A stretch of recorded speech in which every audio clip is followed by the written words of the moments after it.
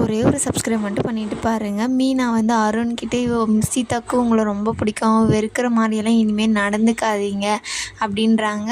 இல்லைங்க நான் அப்படியெல்லாம் நடந்துக்க மாட்டேன் அப்படின்னோடனே முத்து சொன்னபோது நான் குத்தி காமிக்கிறேன்னு நீ நினைக்காத. இல்லைங்க நான் அப்படியெல்லாம் நினைக்கல அப்படின்னோடனே சந்தோஷமாயிரும் முத்துக்கு. நம்ம சொல்கிறது ஒன்று கேட்குறானே அப்படின்னு சொல்லிட்டு உன்னோட இதுவும் எனக்கு புரியுது. நீ சீதாவை உன் அம்மா இருக்கும்போது நீ நல்லாவே பார்த்துக்கிட்டே இருந்த, அது எங்களுக்கு எல்லாருக்குமே ரொம்ப நல்லா தெரியும். ஆனால் உன் அம்மா இழந்தது பெரிய இழப்பு தான். அதை வந்து ஈடுகட்டுற விதமாக உங்கள் அம்மா மேலே இருந்த பாசத்தை எல்லாமே நீ சீதா மேலே தான் காமிச்சிருக்கணும். நீ அடித்து அந்த மாதிரி துன்புறுத்திருக்கக்கூடாது அப்படின்னு சொல்லிட்டு சொல்கிறாங்க.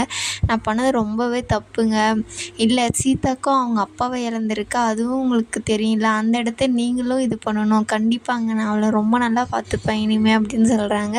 கண்டிப்பாக நான் நீயும் நல்லா இரு சீதா, சரி நாங்கள் கிளம்புறோம் அப்படின்னு சொல்லிட்டு சொல்லும் போது, இருங்க காஃபி குடிச்சிட்டு போவீங்க, நீ இவ்வளோ நல்லா பேசுனதே எனக்கு போதும், இன்னொரு நாளைக்கு வந்து விருந்தே சாப்பிட்றோம் சீதா, இந்த பிறந்து வீட்டு கதையை பெருமையெல்லாம் இங்கே வந்து பேசிகிட்டு இருக்கக்கூடாது புரியுதா, 2 பேரும் சேர்ந்து நல்லா சந்தோஷமாக வாழணும் அப்படின்னு சொல்லிட்டு அங்கேருந்து அவங்க கிளம்பிடுறாங்க. அதுக்கப்புறம் பார்த்திங்கன்னா அவங்கக்கிட்ட சாரி சொல்கிறாங்க.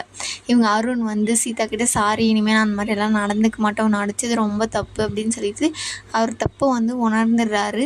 நாமும் ஸ்ருதியும் உட்காந்துட்டு இருப்பாங்க. அப்போ பாட்டி வந்தவொடனே டே அண்ணாமலை அப்படின்னு சொல்லிட்டு வருவாங்க. அவங்க தாலி எல்லாமே மறைச்சி வச்சுக்கிட்டு, ஆமாம் இந்த பொண்ணுங்க ஏன் இங்கேவே இருக்காங்க, இவங்க யார் அப்படின்றாங்க. முத்து இருந்துன்னு சமாளிக்கிறாங்க. ஆனால் விஜய் வந்து இவங்க ரவியோட முத்தோட அப்படின்னு, ஐயோ கம்முன்னு இருங்க, நேற்று சொன்னது உங்களுக்கு ஞாபகம் இல்லையா, ஏதாச்சும் சொல்லி, இல்லை நான் சொல்லி அவங்களுக்கு ஞாபகம் வந்த சந்தோஷம் தானேங்க அப்படின்றாங்க. இல்லை வேணாம் அப்படின்னுறாங்க. முத்து இருந்துக்கிட்டு இவங்க வந்து அப்பாவோட ஃப்ரெண்டு.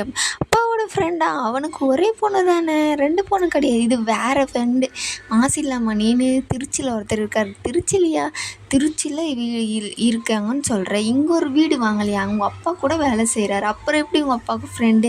அப்பா இங்கேருந்து ட்ரெயின் ஓட்டின்னு போவார், அவங்க அப்பா அங்கேருந்து இங்கே ட்ரெயின் ஓட்டிகிட்டு வருவார், அப்படி பழக்கம் ஆனது தான் அப்படின்னு சொல்லிட்டு சொல்கிறாங்க. ஓ அப்படியா, அவங்க ஏன் அப்போ இங்கே இருக்காங்க, ஏதாச்சும் ஹாஸ்டல் அதெல்லாம் போய் பார்த்துச்சு, அவங்களுக்கு சாப்பாடு செட் ஆகலையா, நம்ம வீட்டு சாப்பாடு மாதிரி வருமா அப்படின்றாங்க. அக்கா தங்கச்சின்னு சொல்கிறேன், ஆனால் அவங்க மூஞ்ச பார்த்தா அப்படி ஒன்றும் தெரியலையே அப்படின்றாங்க. இல்லைங்க நான் வந்து என் அம்மா மாதிரி, அவங்க என் அப்பா மாதிரி அப்படின்னு சொல்கிறாங்க. ஓ அப்படியா அப்படின்னு சொல்லிட்டு சொல்கிறாங்க. அண்ணாமலையை நம்பி அமைச்சிருக்காங்க, அவங்க வளர்ப்பெல்லாம் இது பண்ணணும், அவங்கள வந்து நீங்கள் அக்கா தங்கச்சியாக நினைக்கணும் அப்படின்னு சொல்லிட்டு சொல்கிறாங்க. என்னது அக்கா தங்கச்சியா அப்படின்னு சொல்லிட்டு, ஆமாம் அப்படி தான் அவங்கள நீ நினைக்கணும் அப்படின்னு, என்ன ப்ரோ சரி தானே அப்படின்னு சொல்லிட்டு ஸ்ருதி வந்து கலாய்ப்பாங்க. இதெல்லாம் ஒன்றும் இல்லை அப்படின்னு சொல்லிட்டு விஜய் ஒரு காஃபி போட்டு எடுத்துன்னு அப்போ அப்படின்னு சொல்கிறாங்க. காஃபி எடுத்துன்னு வந்து கொடுத்தோன்னே, ஏன் வச்சுட்டீங்க, நீ போடுற காஃபி என்னைக்காச்சும் குடிக்கிற மாதிரி இருந்திருக்கா அப்படின்னுவாங்க. ஏன் அத்தை இந்த மாதிரி எல்லாம் எத்தனையோ இடத்துல அண்ணாமலைக்கு பொண்ணு கேட்டுட்டு பொண்ணு தரேன்னாங்க, நான் உன்னையே தான் கல்யாணம் பண்ணி வைக்கணும்னு இது பண்ணேன், அதுக்காக தான் இப்போல்லாம் நான் அனுபவிக்கிறேன் அப்படின்னு சொல்லிட்டு சொல்கிறாங்க. அதுக்கப்புறம் பார்த்திங்கன்னா என்ன சாப்பாடு செஞ்சேன்னா இட்லி செஞ்சேன் அப்படின்னு சொல்லிட்டு மீனா வந்து சொல்லும்.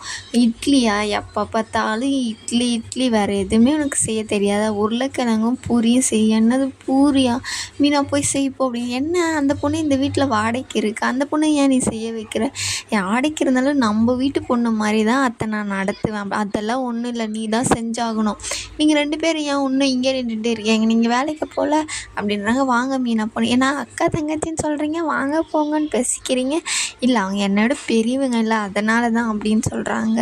அக்கா மீனாக்கா வாங்க போவோம் அப்படின்னு சொல்லிட்டு ஸ்ருதி வந்து அவங்கள கூட்டிகிட்டு போயிடுவாங்க. அதுக்கப்புறம் நல்ல பொண்ணுங்களாக இருக்காங்க அப்படின்னு சொல்லிட்டு சொல்லுவாங்க. அதுக்கப்புறம் மனோஜ் வந்து வருவார். வந்தவொடனே பார்த்திங்கன்னா இவனுக்கு எங்கே வேலை கிடச்சிருக்கு, என் வேலையெல்லாம் எனக்கு கிடச்சிருச்சு, இவனுக்கு ஃபஸ்ட்டு ஒரு கல்யாணம் பண்ணணும் அப்படின்னோடனே அவர் வாயில் தண்ணி குடிச்சிட்டு இருப்பார், அப்படி துப்பிடுவார். என்னது கல்யாணமா அப்படின்ற மாதிரி, என்ன பாட்டி எல்லாத்தையும் மறந்துருச்சாம்மா, ஆமாடா எல்லாமே மறந்துட்டாங்க அப்படின்னு சொல்லிட்டு சொல்கிறாங்க. சரி அவன் பார்த்திங்கன்னா மாவெல்லாம் செஞ்சு வச்சுட்டு மனோஜ்கிட்ட பேசிகிட்டு இருக்காங்க. இந்த மாதிரி பாட்டி நடிக்கிறாங்களோன்னு தோணுதுரா அப்படின்னோடனே, அப்படியெல்லாம் இல்லைம்மா உன் அளவுக்கெல்லாம் பாட்டி யோசிச்சிக்க மாட்டேன், என்னது என் அளவுக்கா, பின்ன நீ 4 பக்கமும் யோசிப்பம்மா, அவ்வளோலாம் இல்லைம்மா பாட்டிக்கு, அவங்களுக்கு நிஜமாகவே உடம்பு தான் சரியில்லை அப்படின்னு சொல்லிட்டு சொல்கிறாங்க. ஆமாம் இப்போது இந்த மீனாவுக்கு ரொம்ப இதாகிருச்சு, என்னவே உங்கள் பாட்டி வேலை வாங்குவாங்க, அப்படியே அவள் மட்டும் ஜாலியாக இருக்கா அப்படின்னு சொல்கிறாங்க. இல்லைம்மா பாட்டி என்னம்மா எனக்கு மறுபடியும் கல்யாணம் பண்ணி வைக்கணும்னு பண்ணுறாங்க, எனக்கு தான் ஏற்கனவே கல்யாணம் ஆயிடுச்சு அப்படின்னு சொல்லிட்டு சொல்கிறாங்க. விஜய் வந்து ஷாக்காகி பார்க்குற மாதிரி இன்றைக்கி எபிசோடு முடிஞ்சிருக்கு.